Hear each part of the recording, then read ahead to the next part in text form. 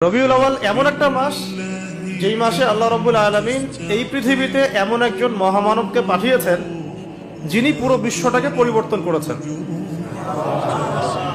এবং যিনি এমন একজন ব্যক্তিত্ব যার অনুসরণ করা ছাড়া আমরাও জান্নাতে যেতে পারবো না। যিনি এমন একজন ব্যক্তিত্ব যিনি নিশ্চিত জান্নাতি জানার পরেও তাহাজ্জুদে দাঁড়িয়ে পা ফুলিয়ে ফেলতেন, যাকে আল্লাহ রাব্বুল আলামিন দোয়া কবুল হবে সার্টিফিকেট দিয়েছেন, তিনি সেই দোয়াটাকে স্টপ রেখেছেন। কিয়ামতের মাঠে তিনি এই দোয়াটা করবেন আমাদের জন্য।